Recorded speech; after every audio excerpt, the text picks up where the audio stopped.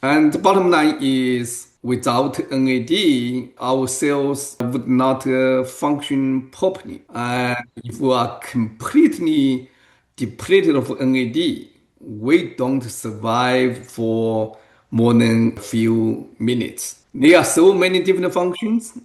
The number one function that everyone should know and remember is the production of cellular energy in the form of ATP that many people have heard of. Welcome to Power Up Recovery with Nutrition. It is time to make nutrition part of the conversation. I'm your host, Christina Veselak, and I'm so glad you're here. Did you know that it's our brain's job to allow us to cope with stress gracefully? But to do that, it needs to be fed optimally. Have you ever wondered why so many committed people relapse or maybe even die? Why so many people on psychotropic medication still feel lousy and still have cravings? What if the missing piece is food, the right food? What if the right nutrients like amino acids or even eating protein every 4 hours could actually balance your brain chemistry and your mood without medication and support lasting recovery? In this podcast, we explore the powerful connection between feeding your brain well, mental health, relapse, and recovery from addiction. We will share insights from experts, inspiring recovery stories, and practical strategies you can use today. Whether you're in recovery, a healthcare professional, or someone passionate about emotional well being, this show is for you. Let's dive in and discover how fueling your body and brain with the right food, the right amino acids, and other key nutrients can fuel your transformation today. Welcome. Hi, everyone. Welcome to the next episode of Power Up Recovery with Nutrition, where we talk with people in recovery sharing their own wonderful, passionate recovery journeys, powered by nutrition and brain health, where we talk with practitioners in the field, and where we talk with high level clinicians and researchers who are contributing their expertise to the well being of all of us. And so today I welcome Dr. Professor She, and let me read his bio.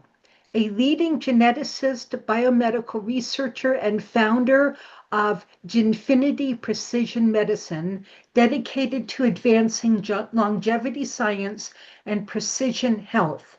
We're all about precision health. With over 40 years of academic research experience, his current work focuses on aging biology, intracellular NAD metabolism, and biomarker-driven strategies to optimize health span and performance.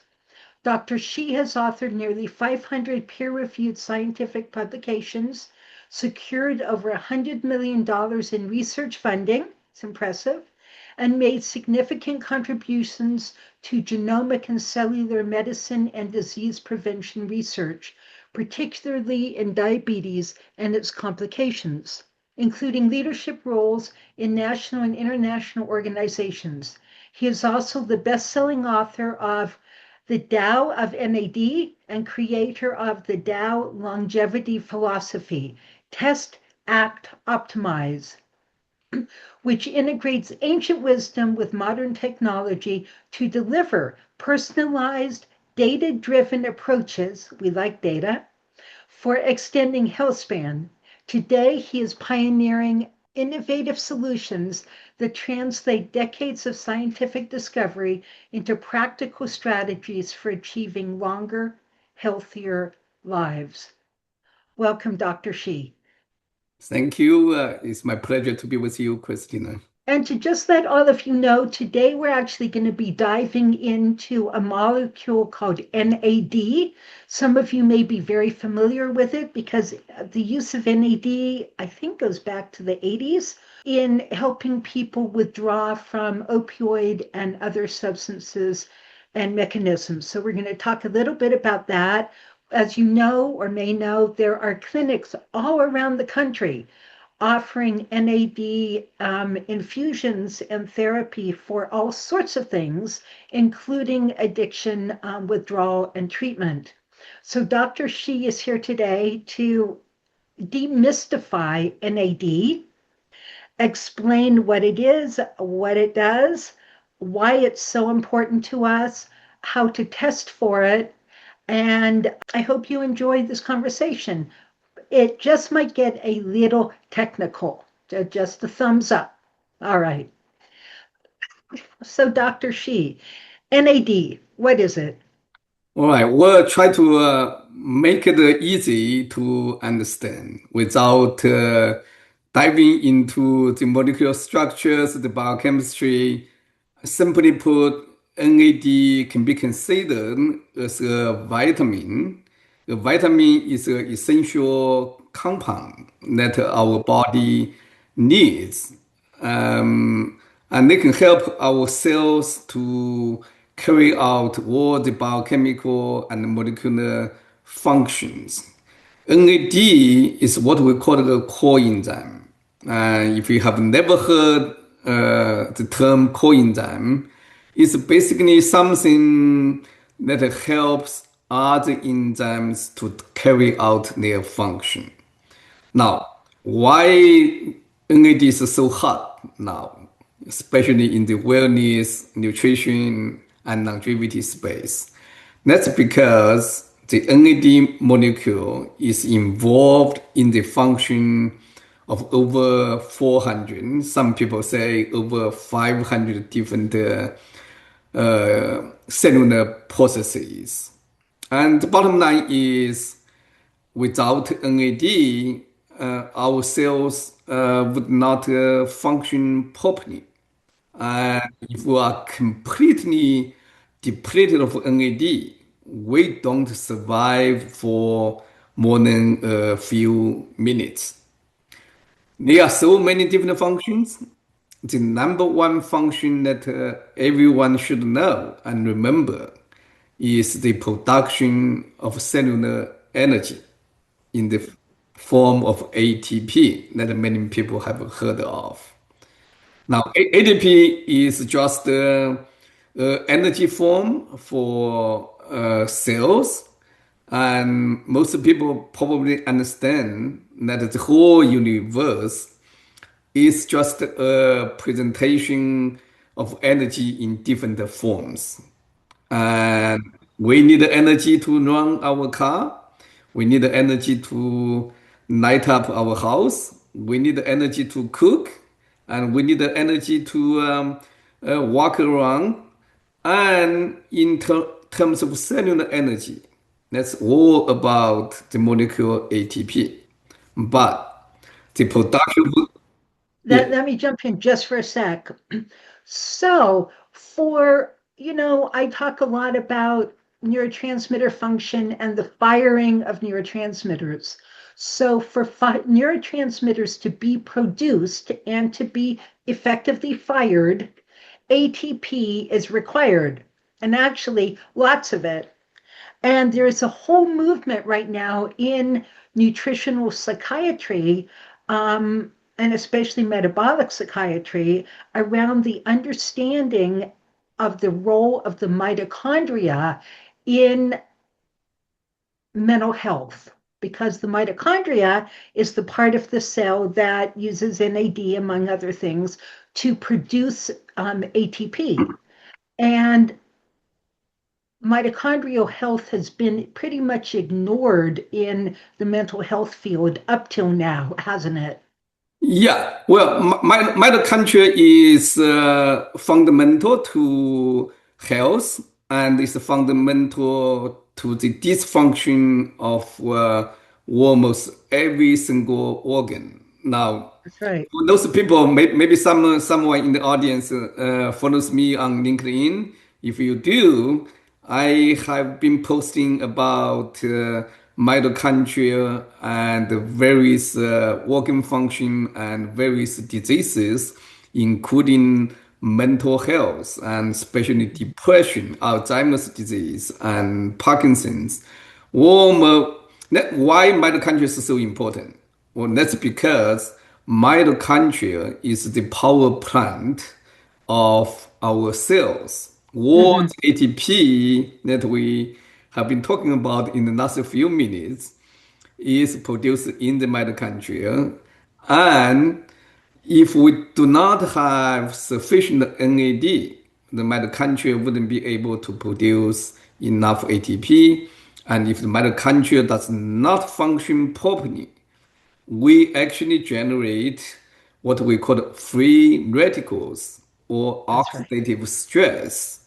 And oxidative stress can induce inflammation. Now, everyone now understand inflammation is really critical to health and pathologies. But the inflammation, chronic inflammation that we see in many chronic diseases is primarily caused by oxidative stress and another newer cellular function called cellular senescence.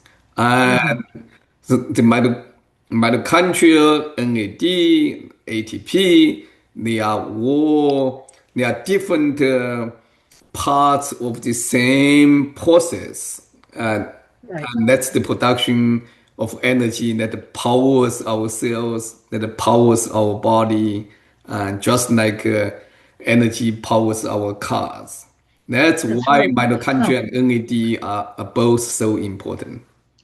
well, yeah. And, a couple of years ago, Dr. Chris Palmer published his book, Brain Energy, to talk about how if the brain is not appropriately using glucose to fuel the Krebs cycle, then we can't make enough energy to produce mental health, and we'll end up with severe mental illness, even like schizophrenia, bipolar disorder, addiction, severe depression. All of that requires sufficient ATP from the mitochondria in order to prevent these very, very serious illnesses. And so while Dr. Palmer and the metabolic psychiatrists focus on if we're not getting enough glucose, if we have insulin resistance, we don't have enough glucose to the cells to produce, to go through the Krebs cycle and then to the electron transport chain to produce ATP. What we're focusing on here is one of the key nutrients other than glucose. So if we don't have enough glucose, they recommend going on the keto diet to produce ketones, and that's great, but we still need these other nutrients, such as NAD, to fuel the whole process. Absolutely. Dr. Palmer is absolutely right that energy is extremely important for brain function, particularly brain function. That's because Yeah. the brain is only about 2% of our body weight, but the brain consumes at least 20% of the energy expenditures. Some people may say 30%, right? So Isn't that amazing? Yeah. somewhere between 20 and 30% of all energy is spent on 2% of the body weight in the brain. So that's why mitochondrial function, NAD deficiency, and the lack of energy production are all important for brain-related um, uh, illness and optimizing energy production is one of the essential elements to manage and perhaps reverse brain-related issues. Hmm. And so obviously glucose is very important. If someone is deficient in glucose, that's a problem, particularly for the brain. But Blood we, sugar drops, our yeah, brain doesn't function. Yep. right. Yeah, and hypoglycemia certainly does not help our brain function. That's for sure. But for most people, and the deficiency is really in NAD. We know that almost every single adult uh, after their 30s, is deficient in NAD. So they do not have enough NAD levels.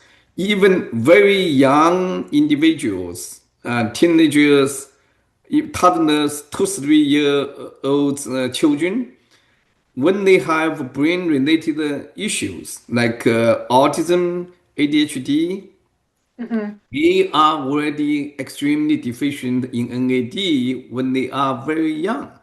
While individuals who don't have major health problems usually have pretty high levels of NAD when they are young.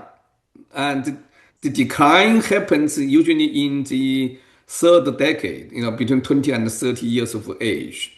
By 30, almost every single one becomes suboptimal or deficient in NAD. But when you have health problems, it Why? happens earlier. Well, Why is this? Well, because we know, and some of you who've been with me for a while, I talk about how niacin, vitamin B3, turns into NAD, and NAD is so crucial that if we don't have enough, the body will actually steal tryptophan to make niacin, to make NAD, at the expense of making serotonin. So mm, NAD is more essential to life than serotonin is, and so the body will prioritize tryptophan for that role. And in fact, Bill W., lots of people don't realize that Bill W., one of the founders of Alcoholics Anonymous, discovered or was introduced to niacin, vitamin B3, way back in the late 50s, early 60s, and it saved his life. And it reduced his cravings and his depression and his psychosis. And he did studies with other AA peers, finding that niacin was crucial for them too. So this leads me to the question of how come it gets so depleted? well, we do not really know precisely why NAD is depleted in each individual. I think there are different reasons. And the Mhm. overall reason is the uh, imbalance of demand and supply.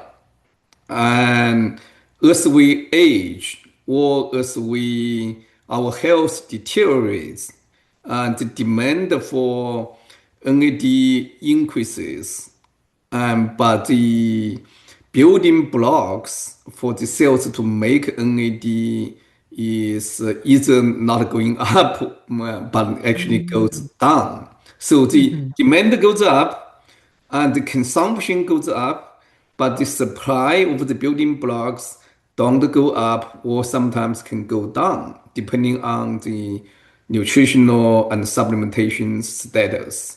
So So they what are, supplies do we need other than niacin? well, there are a number of supplies that we call the NAD precursors, and that our body uses to make NAD. You mentioned the two, tryptophan and niacin, and nicotinamide or niacinamide.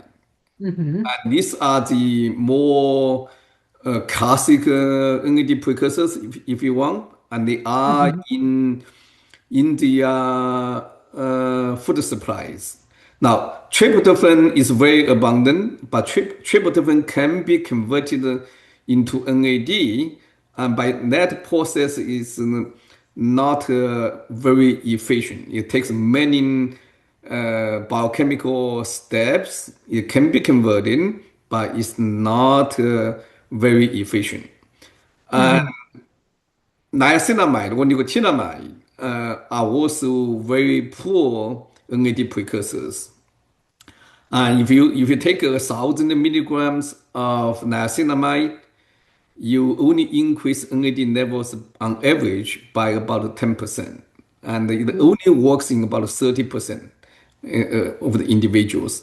Yeah, it increased by 10%, but on average, we needed to double the amount of NAD in each individual. So an increase of 10%, it's not nothing, but it's not sufficient. Mhm. What's really interesting that we have found recently is how efficient niacin or nicotinic acid can be as a NAD precursor. And I did not know that niacin was very widely used to treat depression and mental issues. But that makes a lot of sense. That Yeah. what you said. Dr. Abram Hoffer and Dr. Carl Pfeiffer, who were the first orthomolecular psychiatrists back in the 50s and 60s from Canada, Mhm. they were using niacin for schizophrenia and as well discovered its use for alcohol use disorder. That's absolutely makes sense. So because niacin is an extremely efficient precursor to to be converted into NAD, and but if you take too much in niacin, the NAD levels actually go way too high. That can cause harmful effect. So you really have to test to see how much niacin you should give to each patient. You want to dial the energy levels to the optimal range, and we know Right. exactly how much that we need to get people to. Too little is not going to be enough. Too high can cause harmful effect. Okay, so there's a very well, relatively tiny window. It's not an extremely narrow window, but it's pretty narrow. All right, for the best therapeutic benefit, you want to get the NAD levels to be somewhere between 55 and 80 micromolar. That's just a unit, and no one needs to understand what it is. Just Mhm. remember the numbers, 55 to 80, To based on the 80. Okay, assay got that it. we develop. That's the that's the best therapeutic window for the best for the maximum benefit. Too high is not good. Too little is not good. So you really want to test for people to get the best outcome. Very important.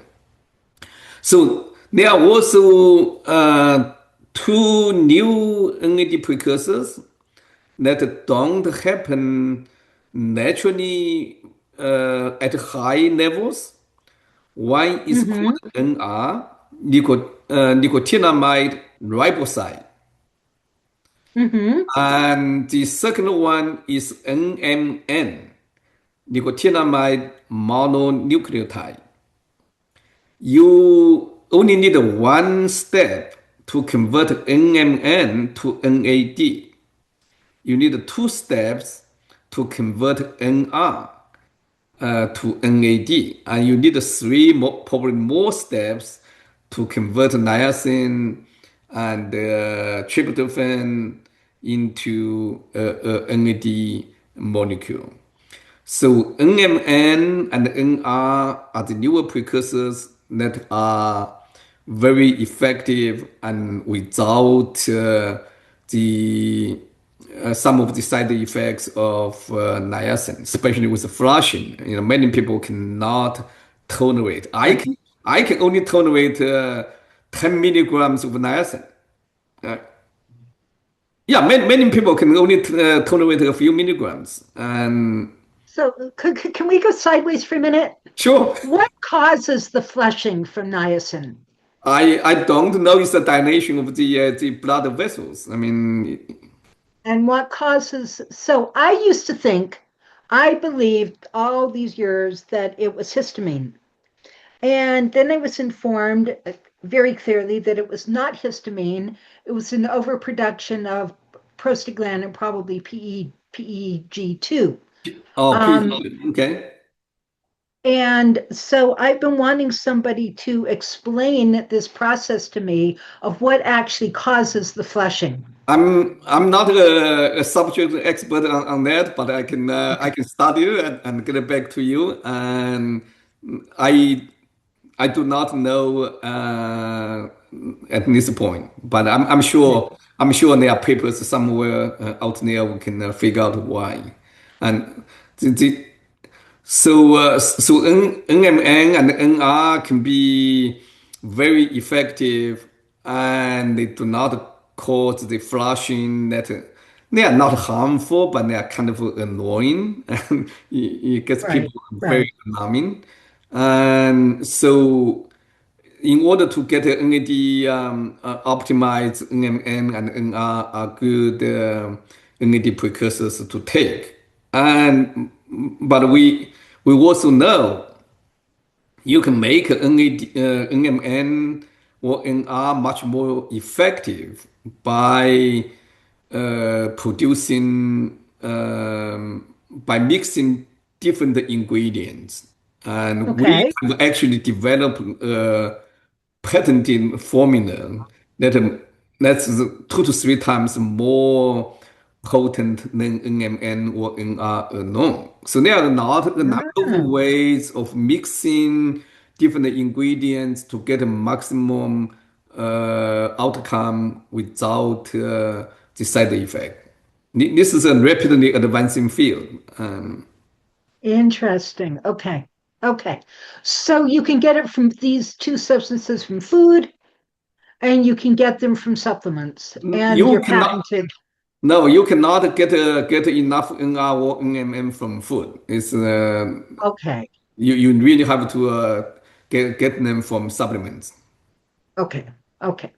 Yeah. But you can get niacin from food, the You NR can from food. you can get niacin from food, but usually you don't get enough. It's not Got it. enough to get your NAD optimized. That's Okay. why. That's still why almost every single one is deficient in NAD. If you can Got get it. Okay. if you can get enough from food, then I would expect at least some people should not be deficient in NAD. So what about 500 years ago, when the nutrients in our food was better, when we had less toxicity? Maybe we still had stress and illness and pain, but we didn't have all the toxins in our environment. Was our NAD higher then or not? I unfortunately I do not know the answer, and we only got an NADS 5 years ago, and we were the first one to develop a clinically validated assay. I don't know Okay. what happened, what the levels were even 6 years ago or 10 years ago. I would assume that the average levels were probably a little higher because now the consumption of NAD has probably gone up because of inflammation that's widespread, and also because we get more damage in our DNA, and the repair of damaged DNA actually consumes NAD. So there are a lot of cellular processes that consume NAD that were not so prevalent in the past. You mentioned the alcohol, and actually the detoxification for alcohol, the degradation of alcohol requires NAD. NAD is a substrate for the alcohol dehydrogenase, and that's why I'm not promoting the alcohol drinking. I don't drink myself. And if you have to drink, take a NAD supplement. You are going to tolerate it better. You are going to have less side effect. Don't get me wrong. I'm Interesting. not promoting Okay. drinking at all. Good to know. Good to know. You know, I Well, I did and a, I did a test. we have had alcohol in human society forever and ever. Amen. But Yeah, anyway, that's beside the point. if you have to go to a social event or for whatever reason you have to drink, I promote zero tolerance of alcohol. There's no safe level of alcohol. Right. Okay, but for someone who has to drink for whatever reason, get your NAD optimized, you are going to have much less side effect. And we know how to do it. We know how to help people if they have to drink. If you ask my opinion, don't drink. And I don't care whether it's wine. I don't care whether it's any form of alcohol. I don't I don't want people to drink. But if you have to drink, But get you your have to drink. NAD, get your NAD optimized. You are going to degrade the alcohol much faster. You are going to have much less, potential problems with alcohol-related issues, including or the liver-related issues. Got it. Okay. Okay, then back to NAD.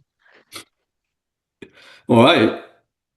I do at some point want to get really technical, but let's stay untechnical for the time being.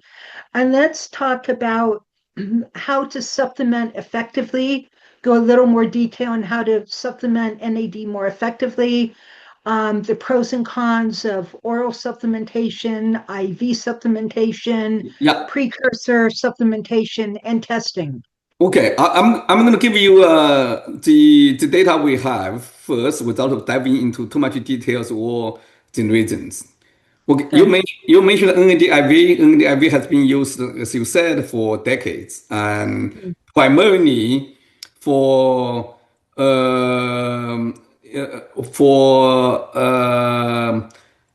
neurological conditions and for withdrawal and Mhm. or detoxification. There's no publication on it. There's no clinical trial, but there's enough anecdotal evidence that NAD IV can provide help to those patients. And but the problem that we see now is NAD IV is being pushed to longevity, performance, and a lot of other areas. Well, Long COVID. yeah, Long COVID it's being used for. non-COVID, yeah, and the what we have seen in our clinical studies and also from consumer data is that NADIV actually does not increase intracellular NAD, not at all. That's zero. That's scary. It, it's not. So how does it work then? It works. There are two potential mechanisms for how NADIV works. The first one is that our cells, our especially neurons and the immune cells, actually have receptors for the NAD molecule. Hmm, So the extracellular NAD outside of the cells can bind to the right. receptors and have So no mitochondria. no mitochondria, no even inside of the cells, because the NAD molecule is too big to get inside the cells. And the half-life of NAD in the blood is 6 hours. After 24 hours, you have gone through 4 cycles of halvening. You got about 5% left. So NAD delivered through IV has a very short life in the blood, and you cannot get inside the cells. And so a lot of people were assuming that NAD can be degraded into NMN, NR, or nicotinamide. These precursors get inside the cells and are used to remake the NAD molecule. Theoretically, this can happen. Practically, it does not happen or does not happen at a high level that has any impact on intracellular NAD levels. Okay, so you just said something really important that I did not know. And that is that the NAD molecule itself is too large to make its way through the cell membrane into the cell. Correct. And therefore, what has to happen to make NAD for the mitochondria to produce ATP is these precursors make their way into the cell. Correct. And inside the cell, it makes NAD from these precursors, and then everything else that follows from NAD, NADH, Correct. NADPH, so forth. And then it Correct. recycles. That, But that's then that's it that's recycles absolutely within the cell, but it starts from the body making it from scratch within the cell. So when we take NAD, whether orally or the patch or IV, it's doing something different. it, it depends on the delivery route. When you deliver by the IV, it's degraded very rapidly So the metabolites don't really have a chance to get inside the cells to make a big impact on intracellular NAD levels. However, if you inject the NAD molecule subcutaneously or intramuscularly, you Mhm. actually can increase NAD levels by about 20 to 30% based on the most popular, most common protocols that are being used today. 20 to 30% is good, but not sufficient. We know we need to double people's NAD. The Mhm. best way to do it is through oral NAD precursors. Okay, your niacin or nicotinamide, whatever it's called. NMN, NMN, and NR are the best. Okay, we'll just stick with NR and NMM. Yeah. Okay. So that those are the best. And even among the oral supplements, it depends on how you make it. And you can have capsules, you can have powder, and we actually make chewable or lozenge.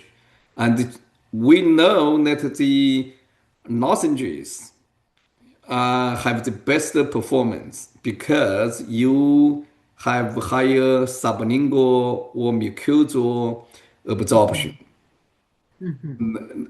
And when we used to make we started with the powder when we tell people to keep the solution in the mouth and swish around and keep it as long as you can to increase sublingual and Sure. mucosal absorption.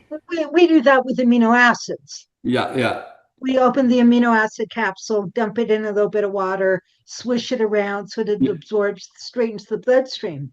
But yeah. here's what I don't understand. Why would that absorbing submucously into the bloodstream be any more absorbable than IV into the bloodstream?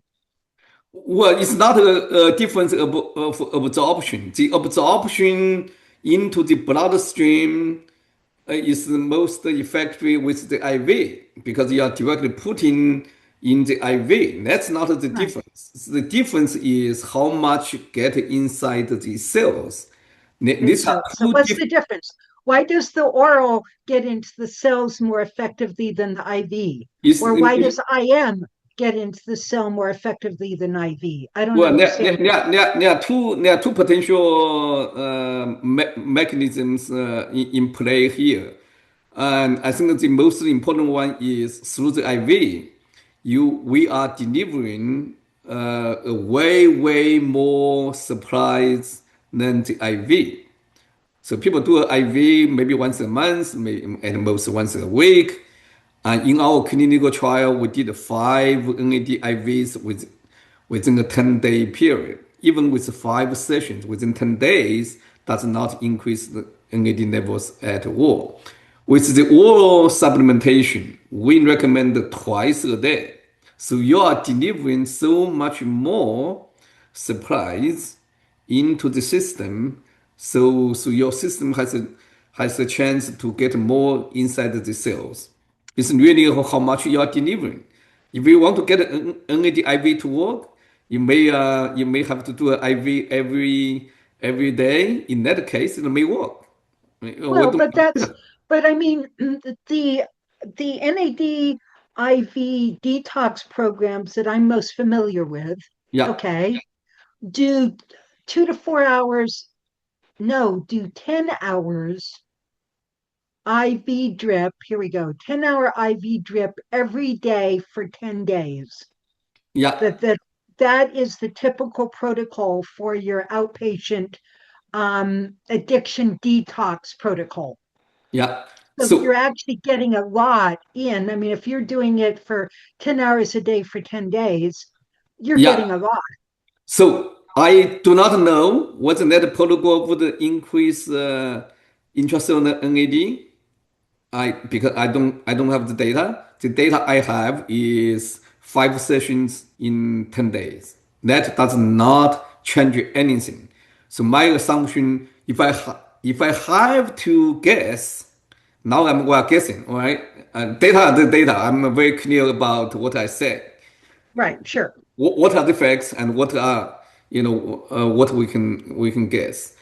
Since 5 sessions in 10 days do not increase NAD levels at all, and 10 sessions in 10 days probably does not have a chance to increase intracellular NAD levels by a lot. It may increase a little bit, but at least not Then how do they work to encourage the alcohol or the opioid or the whatever medication it is detox process if they're not getting into the cell extracellular NAD through the receptors. That through these receptors? Okay, so that tell us more about the receptors.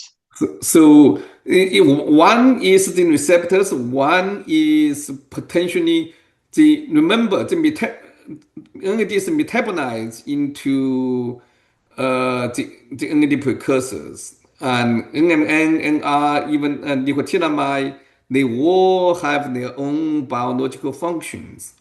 Right. So why the NAD IV can deliver certain benefits? I think it could be through the receptor route and could be through the NAD metabolites.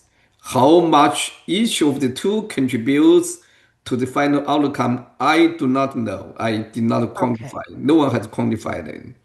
But got it. irrespective, I used to be in academia. We ask those questions. Now I'm more practical. So my Yeah. focus is on how can I deliver the best outcome to people who want our help, um, more than how it works, right? As a medical professor, I tried to figure out how everything works, and now I focus more on how I can make you feel better. Hey, I like to feel better, so thank you. But I'm also too much of a scientist. I also want to know how it works. I want to know how it works, but I think that's my secondary priority, not my top priority anymore. It's much more urgent to figure out the protocols that can actually help people than understanding how it works. There are still plenty, tens of thousands, if not millions of scientists who are trying to answer all these molecular basic science questions, and I will let them figure it out while I focus on optimizing the products, the protocols to get the people the help they need now. Testing. Please tell us Yeah. about testing. So testing of NAD used to be extremely difficult, primarily because of the stability issues with NAD. And so what we did was we developed an assay that you can stabilize NAD molecules on a blood card like this one. This is used in Hmm. the newborn screening programs. You can do a finger prick, make blood spots, let it dry, and then we also develop NAD stabilizing buffer. That's the magic. This buffer helps us to stabilize the NAD and then it allows us to transport samples from remote locations worldwide to our laboratories based in Georgia. And we have up to 30 days to get reliable results from a blood card. That was the innovation, that was the magic that we discovered about 6 years ago. And Okay. that's what they are finally after 5 years we have some competitors, which is great. Having competitors is good. And and that's how most people are trying to do based on what we have discovered. And through testing of tens of thousands of individuals, and we have defined the reference ranges, how much NAD you need to have to get the benefits, And we have studied what are the main factors that can have an impact on NAD levels. What are the best ways to elevate, I would prefer to say, optimize NAD levels for maximum benefit. So these, simple innovation opened the door for science-based intervention for NAD. That's really the start of precision. Congratulations. Thank you. And that's the trend of where nutrition is going. I think nutrition, nutraceuticals, we are moving from blinded supplementation to precision and personalized supplementation. That's where that's what we need to do, not only for NAD, but for almost every single nutrient that we need. Is personalization, is precision, and what Mhm. is holistic. That's amazing. So you offer this test, and then you offer different uh, uh, delivery systems. We offer the test. We offer uh, the most effective oral supplements. I have Mhm. partners who make injectable NAD. If someone wants to inject themselves, that's fine. But my message to everyone is, get yourself tested before and get yourself tested after. You can choose whatever product that you like. And if you, but we know what works the best. We know how much you needed to do based on the retesting results. So test, supplement or inject, then retest to see whether you need to adjust the dosing or to change to a different product.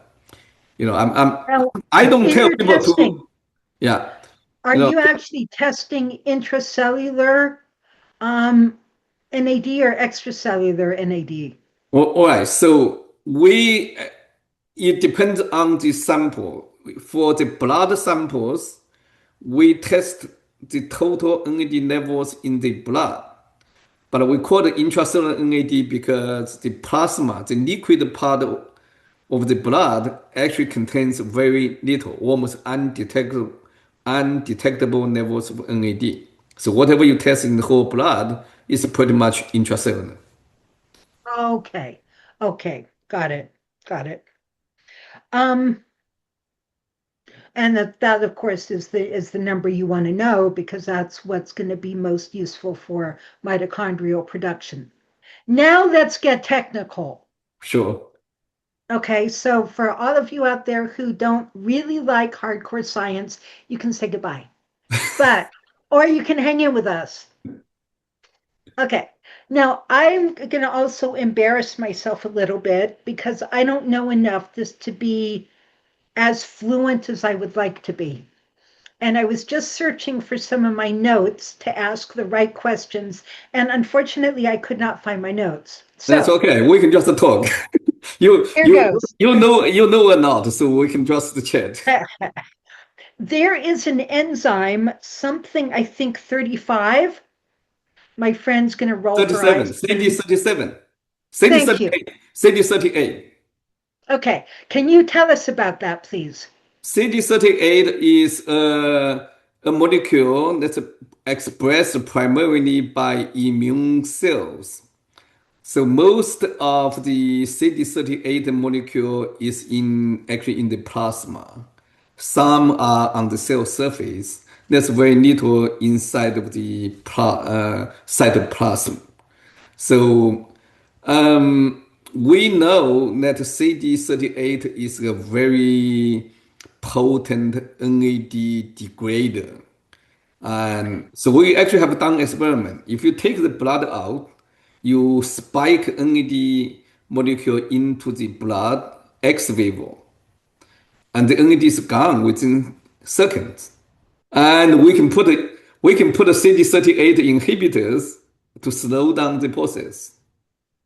Okay. We can actually measure how much NAD degrading enzymes, primarily CD38, you have in your blood. So why does this matter? Why is this matter? This matters because CD38 is increased uh, with inflammation. So when you Okay. if you have inflammation, you boost the CD38 expression and you increase the consumption of NAD. You deplete your NAD more than you would without severe inflammation. Okay. There are So many other functions from CD38, but in relationship to to NAD, that's the link. now, question here. Does it degrade it back into its component parts that can be then Nicotinamide, nis niacinamide, which niacinamide, yeah. does not turn into NAD efficiently, Niacinamide can be turned back into NAD through the salvage pathway, but you know, slowly. it's Yeah. only a very small proportion once it's degrading, and you don't make enough NAD to make up the difference. Okay. So you've got a net loss of You get NAD you, when you you've got a got, net loss because nicotinamide or niacinamide is methylating and then excreting out of our system, and you lose. you That's why lose you it. have an imbalance. I think that's part of the reason why NAD levels decline with age, because as we age, we get more health problems, inflammation goes up, More DNA inflammation. repair goes up, and the consumption for NAD goes up. And maybe alcohol consumption is a major reason for why we have lower NAD as Hmm. we age. Okay. There are many Okay. possibilities, so And then it's one simple and so issue. the C38 increases. Yeah, Okay. Genetics. yeah, So we've got NAD. We know that too much NAD can end up being destructive. yeah. And so I'd like you to kind of explain more on a molecular level, kind of how that works. Okay. And and then we know that if we have too much calcium, we end up with too much NADH, and too much NADH in the mitochondria will decrease the production of NADPH, which is what we actually need. That's Mm. kind of the end point of what we actually need in the mitochondria to do its job is the NADPH, correct? Not exactly. Okay, You need both NAD plus. Well, you need a NAD plus. You need NADH, and you need the right ratio. You need NADP plus. You need NADPH. Okay, and the okay. ratios are actually the opposite. You want to have a higher NAD plus to NADH ratio. You want a lower NADP plus NADPH ratio. Oh, It's okay. very, very, very complicated. I know. So the bottom line is you really have to maintain a healthy NAD plus levels. When you increase the NAD plus, your ratio would normally improve as well because you are producing higher amounts of NAD plus. Your NAD plus to NAD rich ratio is important. Now, the mitochondria, the electron transport chain, actually uses NADH. So you need NADH. Some people, call NADH as the ashes, which is wrong. No, NADH is not a waste. It's required. It's actually very important. You have to maintain a good NAD plus NADH ratio. And and when you have higher amounts of NADH or lower ratio for NAD plus versus NADH, that can cause various problems as well. This is an area that needs more studies because it's actually Mhm. very hard to study. And in general, we know you want to have higher NAD plus than NADH, but you want to have lower NADP plus relatively to NADPH. Got it. Okay. Okay. And I know this is very complicated and not necessary information for clinical practice, but it is interesting because things can go wrong genetically at each of these steps. Yeah.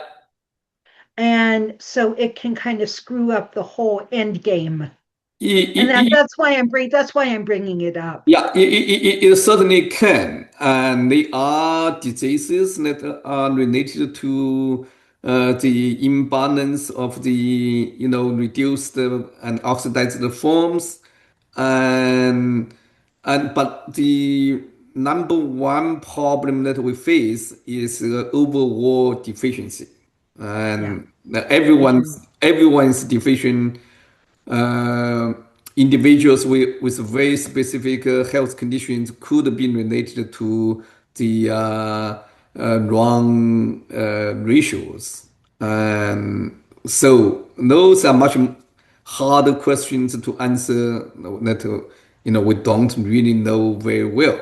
But the solution is almost identical. You increase the production of NAD plus, and you can solve most of the problem. Got it.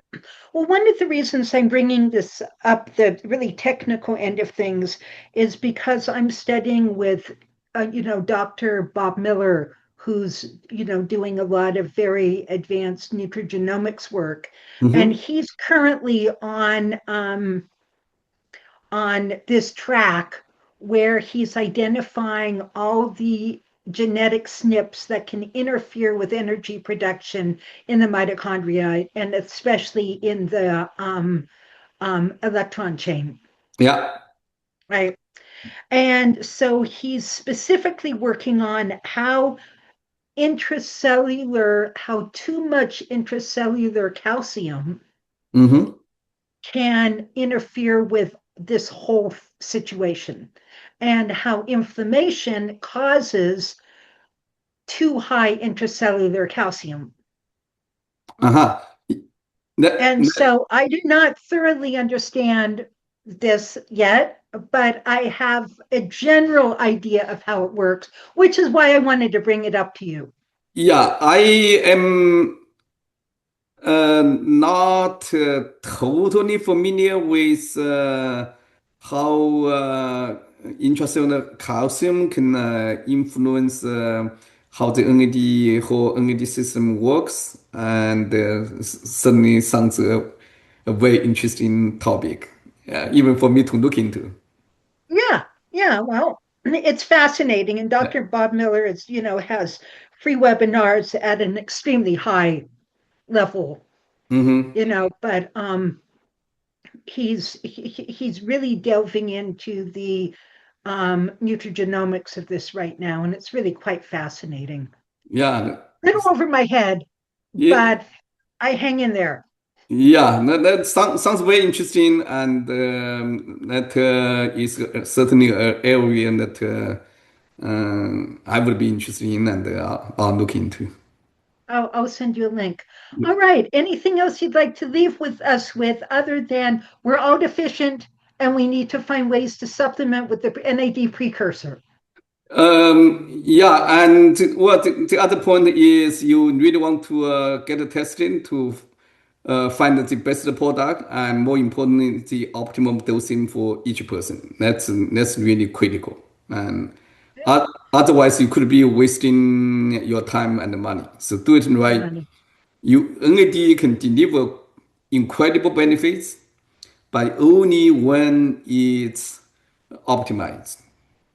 Got And it. the only Got it. way to optimize it is through testing to figure out the right product and right dosing. So, how can people get a hold of you? How can people get a hold of these tests? Well, they can come to our website. That's jinfiniti.com. Jinfiniti. That's Jinfiniti.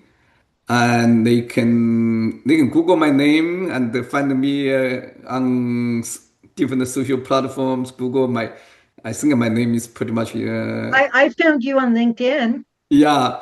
We are trending on LinkedIn and we're providing a lot of educational materials. And follow me on LinkedIn and other social platforms, or visit our website, and we are happy to provide additional information and to help everyone. Well, thank you very much for being on our show. This was fascinating. I really enjoyed the conversation. And congratulations on how you are contributing to, all of our health and well-being. Thank you very much. I really had a great time in talking to you, and I certainly hope the information is helpful to your audience. I think it will be. And thank all of you for listening. I hope you enjoyed it and maybe learned something. If you liked it, please push the like button and the subscribe button and share this with anybody who you think would be interested and benefit. See you next time. Thank you for tuning in to Power Up Recovery with Nutrition. I'm Christina Veselak, your host, and I hope today's episode has inspired and equipped you with new insights and tools to support your recovery journey or practice. If you enjoyed this episode, please subscribe, leave a review, and share it with others who could benefit from the knowledge shared here. Stay connected with us for more episodes filled with practical advice, expert wisdom, and inspiring recovery stories. Remember, nutrition is a powerful tool in mental health and relapse prevention. Power up your recovery today. I'm Christina Veselak, and I'll see you next time.